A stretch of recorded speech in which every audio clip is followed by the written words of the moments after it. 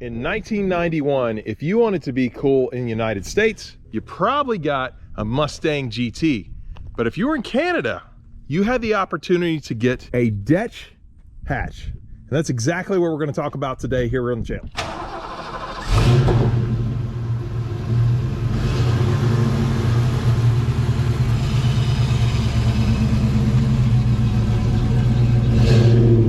Hello and welcome to Gearhead 704. I'm Matt, and guys, welcome to 2022. I am actually in Texas. Look at this. I'm in I don't know if you guys can see, I'm in shorts. It's not working real. Yeah, there you go, you saw it. I'm in shorts. 2022 is gonna be different here on the channel. We're taking a little bit of a break of 2 times a week. I've been doing that for over 3 years, 3.5 years. So you are seeing this hopefully on a Wednesday, and we're doing 1 video a week. But where I'm at, you just saw it. This is another Detch, not a coupe. I had a Detch coupe before. This is a Detch Hatch. So if you know anything about Detch, they weren't American, right? They weren't they were Canadian. So if you know any Canadian YouTubers, there's actually a few of them now. We got Paul the Fox, we've got KASL Customs, but I'm not with either one of those because I said I was in Texas. I gave it away. So I'm here with Chris from the Infamous Project. How's it going, man? Very good. Good. So welcome back to the channel for the 2nd time, or I don't know, probably more than that actually. Yeah. No, how many videos? Yeah. So we did a feature on his car, on his Detch coupe, which is in there behind the. He has a lot of Fox bodies here. Behind door number 1. Yeah, behind door number 1. There's other things too. Ignore the Chevy. Yeah, but it's sitting by Lightning, so it's okay. And also BMW. Anyway, none of that. Today it's all about this one, which is, you told me, a 91. Just really basically LX Hatch that was just sold through Detch though. So just the kit, because I know you do either way. There was 2 options back in the early 90s. You could buy, actually late 80s, you could buy a Detch Mustang from the Ford dealer. There was 2 dealers, one was in Toronto, one was in Vancouver. Detch number 5 actually came from a dealership, the Toronto dealer. So this car was a little bit different. So the dealers knew that Detch existed.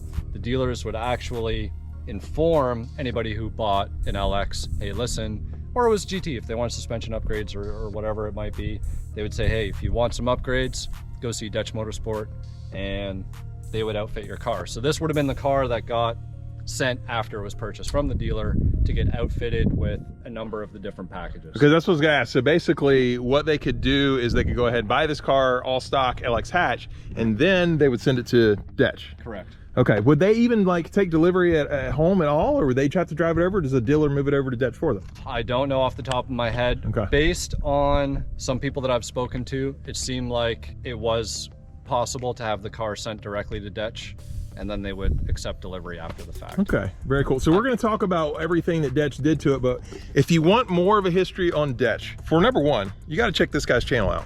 Infamous Project, Chris, YouTube, you have all that kind of stuff. You have a site too, right, on some of the history? Yeah, no, there's DetchMotorsport.com. I do look after that site, so there's quite a bit of information there. There's archives and old flyers, magazine articles, newspaper clippings, because it was all sort of, not pre-internet, but pretty close. Pre-boom. Before anybody knew that the internet was important. We are that old, and we thought the internet was a novelty. I don't know about you, but I thought it's just something occasionally go online. Do you go online? The old fax machine dial-up. Yeah. Tones, do you remember that though? Literally would say, I think I'm gonna go online tonight and check my email. Do you remember that? I don't know. Just like, I need to make a phone call, get off the internet. Yeah, then you kick them off the internet. Anyway, if you're my core audience, you're an old guy like me, you probably remember that. But if you're not, sorry, that's how it was back in the day. So anyway, we're gonna talk all about this car today, but if you wanna know more about Detch, which is what the point I was getting to, check out his website. I'll have it up on the screen. Also, we did a video on his Detch coupe, and we talked a lot more about the history of Detch in that one. We won't get into that in this video, so check that out. I'll throw one of those cards. I think I throw it that way. We'll see if it works out in editing.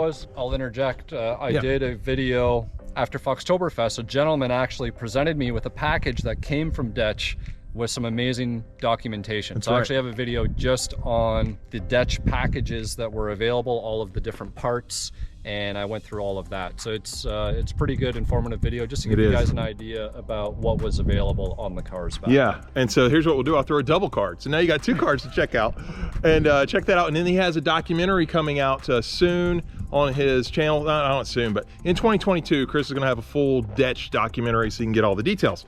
I'm really looking forward to that, by the way. But let's go ahead and talk more about this one. Before we do though, I'm gonna go ahead and give you a walk around, a little cinematic of the car, and then we will talk right about it as soon as you get back.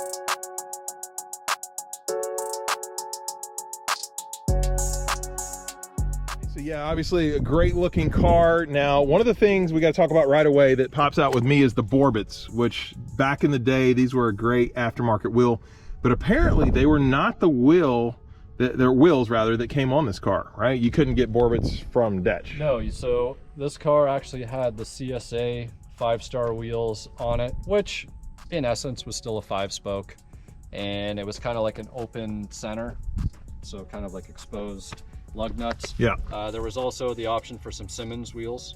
So the Simmons wheels would come in a staggered option depending on which. Oh, you can get staggered. Okay. Yep. And are you square on this setup, by the way? This is square. This yeah, I is thought so. 17, 8.5 all the way around. So it's 245/40 on all 4 corners. The Simmons wheels option, which are pretty cool. They're kind of the basket weave look, the polished out lips. So they were a 3-piece wheel. They were lighter, used for a racetrack. Everything else. So when you got it, like I forgot to ask that, how long have you actually had this car? We'll call it 6 years. Okay. And so I don't stutter and say okay about it. So 6 yeah, years. don't say too many because I have to cut all those out here. You know, we're a real YouTube channel here, Chris. So no, I'm kidding. But when you got it, did it already have the Borbets on it or no? No. So this car actually had ponies on it when I found it. He said he had access to the original wheels. Interesting, the short Cliff's Notes. That's what it is down here. Yeah, yeah. Not Cole's Notes. We went through that last time, buddy. So, there we Cliff go. Notes. Original owner passed away. Widow had the car, sold it to a gentleman, and it was way north. Like we're talking the distance from Toronto to Florida. It was Toronto, but still in Ontario, Canada. So wow, a long trip. Anyways, the car was up there. Widow sold it to a gentleman. I think his wife drove it around a little bit, and then he sold it to the guy that I got it off of. So somewhere in there, the original wheels were apparently available, but I had these wheels refinished. I had the tires on. I actually brought the wheels and tires with me because I knew I was just going to bolt them on and drive home. Yeah. It was a long drive. I wanted to make sure I had fresh rubber. Oh, that's awesome. Yeah. Yeah. So, and the height of this, like basically, I guess we should cover that real quick. This is not a full Detch as far as it doesn't have the drivetrain upgrades that you could get, but it does have what, the body kit and the suspension, right? Correct. So it would have been more the street package, which funny enough, he actually, even though it's pretty much stock, he actually used to road course the car. So I actually found remnants of the harness belts that were actually going through the old seat belt bolt holes. So he had like, oh wow, so the original owner actually road coursed. Yeah, and it actually had like a hook down in the buckle area. God, it is in gorgeous black interior too. Yeah, see the hook's still there. Yeah, but this is original black interior. Yes, sir. Which is just, now this was a Detch upgrade. You got the Halo, right? No, or no? Oh, you put this on? Yeah, okay. Yeah, I had to do that. Did Detch do anything on the interior on these street editions? Pre-airbag cars, Monte Carlo Momo steering wheel. Okay. Dutch shifter knob.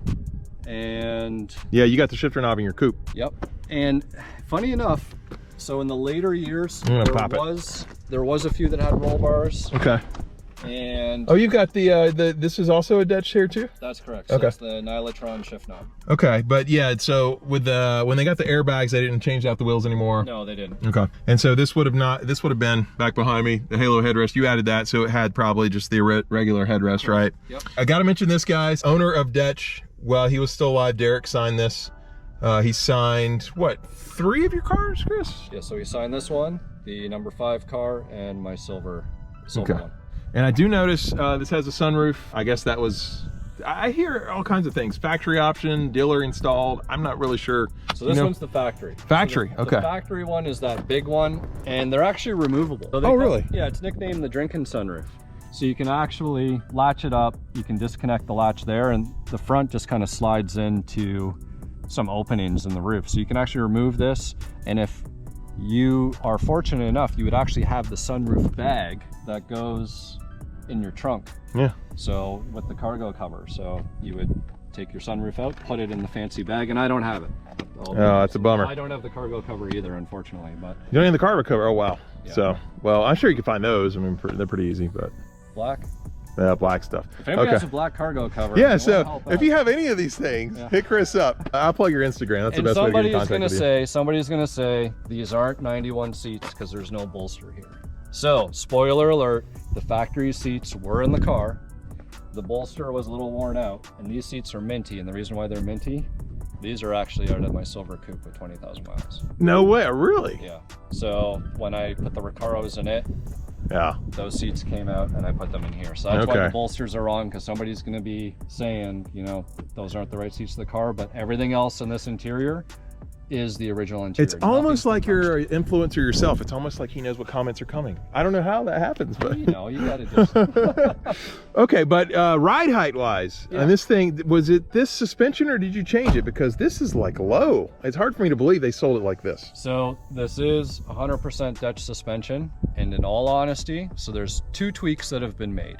The rear, I added the Dutch grabbers, and the grabbers are a piece that bolt on your lower control arm, where it bolts onto the diff, and it relocates the lower control arm down about 3/4 of an inch. So what happens is you actually end up lowering the car, and it changes your pinion angle to help with the performance of the vehicle. So the reality is, with the grabbers, it was supposed to be a different spring used that would have sat a little bit taller.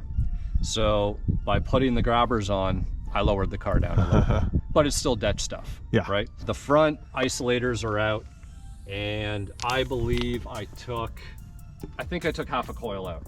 Okay, so you did cut it. And that was to level the car out. So the leveling is fantastic, by the way. So it would have been probably 3/4 of an inch higher when I first got it. And I just wanted to add the grabbers in the back, just because I had an extra set. But going into what the car originally came with, it was the Dutch springs. It was Coney Reds that were valved to the Dutch specs. It came with the G-load brace underneath your K-member to connect that together. And it came with the rear disc brake setup. So it has still 4-bolt, but 4-wheel disc. Okay, so it's still 4-lug, which I thought the Borbits would come in that. Is it the 4-wheel disc like they would have had with the SVO, probably?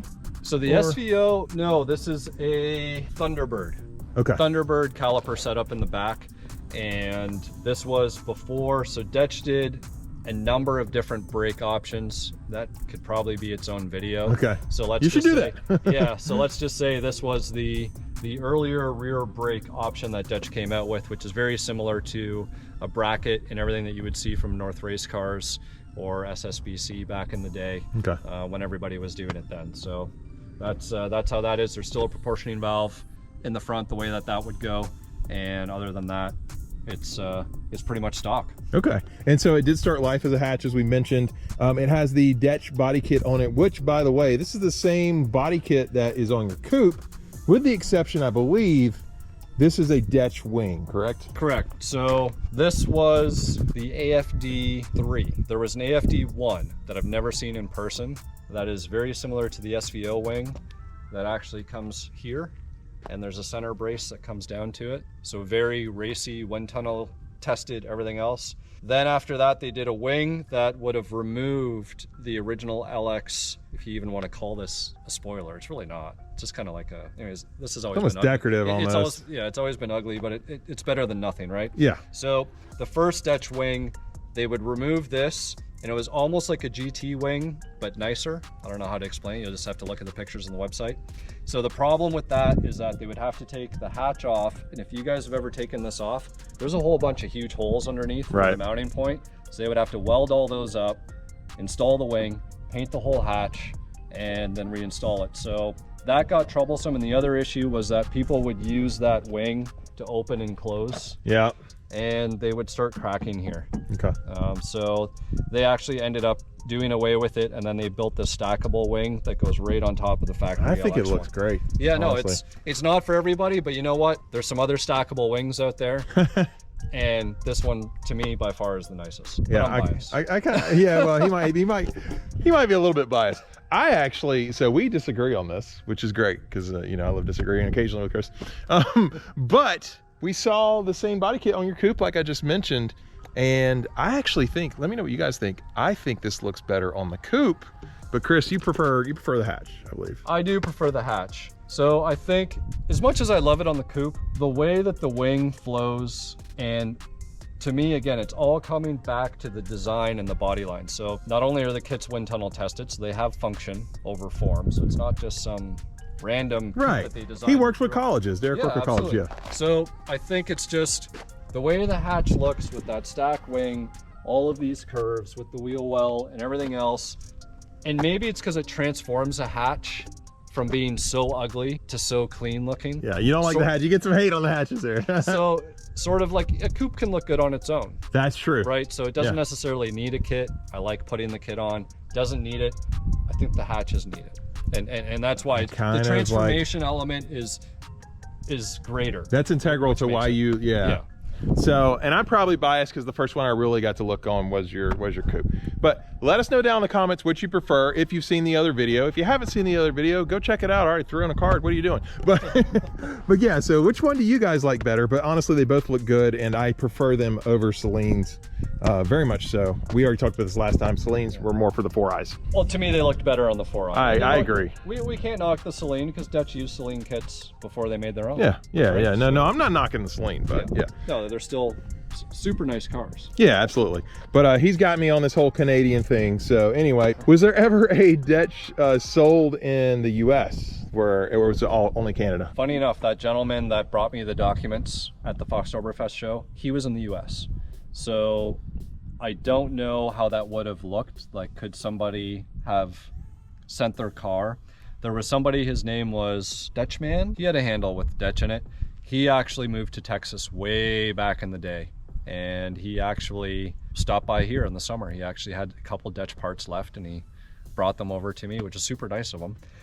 He was trying to actually set up a Dutch, I guess, not a dealer, but an access point to whether parts or whatever, so that, you know, you could get the parts down here. I don't know. If some of you guys out there were from down here and you had your hands on a Dutch, then by all means let me know. That'd be good to know. That's documentation material there. But you can still get the body kits today, right? And that's what you can. So that's pretty much what's left. I can still get you the body kits right out of the original Dutch molds. They are fiberglass. They fit really nice. The Dutch shifter knobs, and then we got apparel and that type of stuff. But unfortunately, no suspension, no brakes. I have looked into a couple things, but I don't want to make any promises. Yeah. So that's all like TBD. But let's go ahead now. I know we spent a lot of time talking about the looks of the car and the interior and suspension and stuff and wheels, but let's go ahead, pop under the hood. You guys will know why we haven't spent too much time about this yet. Before we get under the hood though, nothing special in the exhaust really, just it's H-pipe. The old school Flowmaster sound. Flowmaster is an off-road H. The only upgrade you need. It even has a stock header still, right? It does. All right, let's hear how it sounds, guys.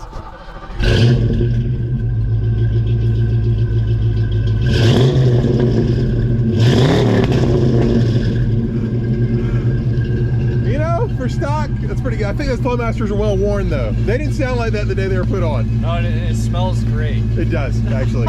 I just got to smell it. YouTube hazards. 180,000 kilometers. Okay, what is that, like 145K miles or something? I don't know. No, if it's 200,000 kilometers, it'd be 120,000 miles. Okay. So call it somewhere around 100,000 miles. Okay. A little bit more. Stock power plant. Stock power plant.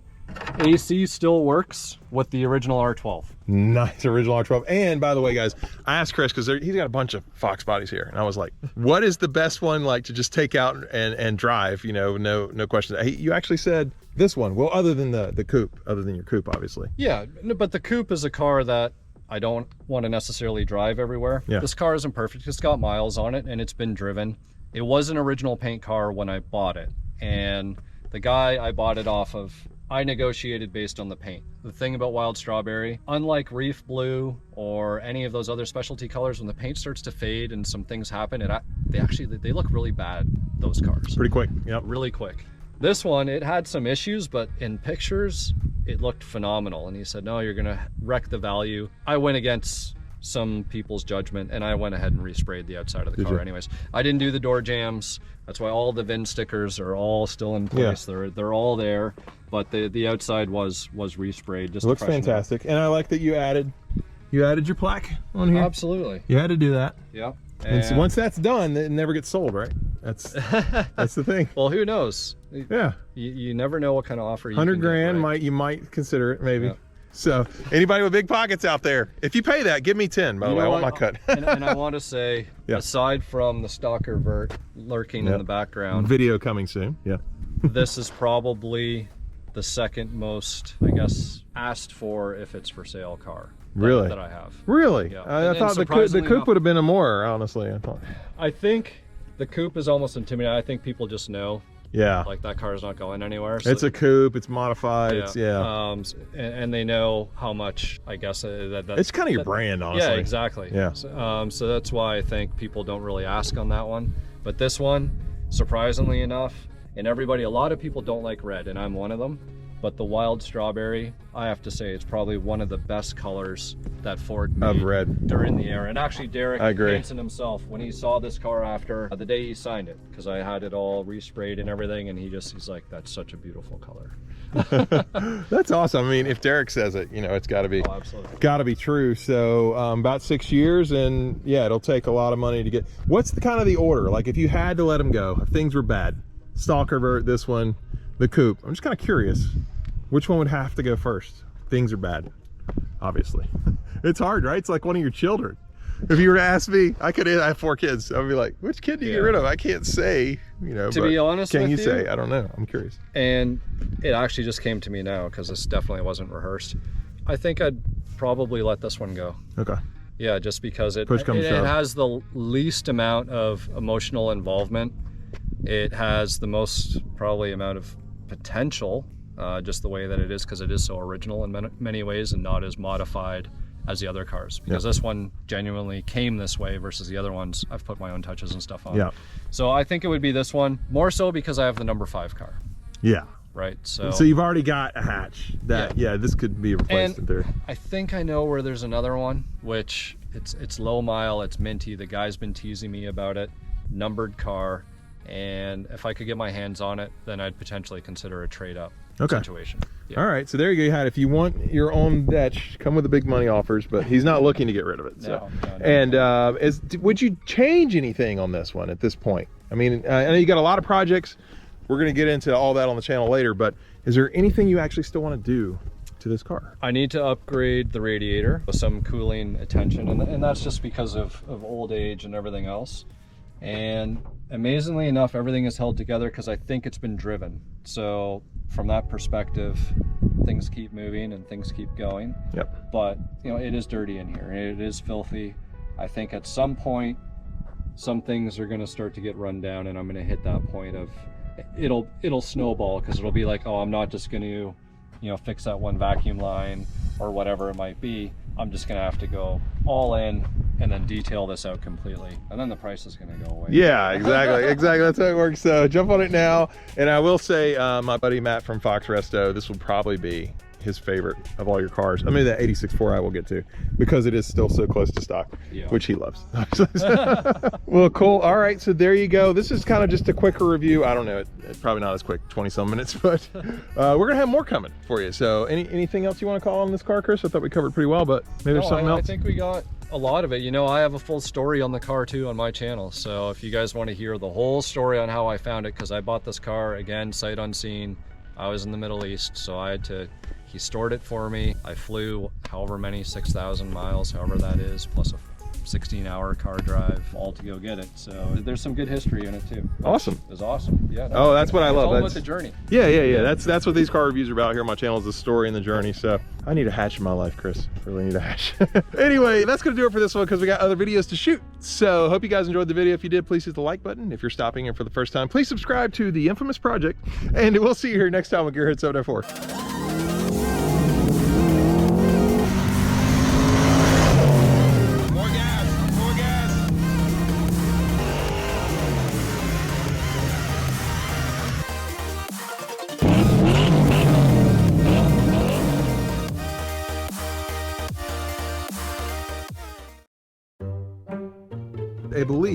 A believe. This is a believe. That's a blooper. Okay. I'm gonna go do a. I'm gonna. Oh my God. Was there ever a Detch shoal? Have you shoaled anything today? Oh boy. All Fox bodies leak. Just saying. When are you gonna fix your leaks, Chris? Guys, you aren't the only one. Even the infamous project has leaks in its Fox bodies. You know this is going in bloopers, right?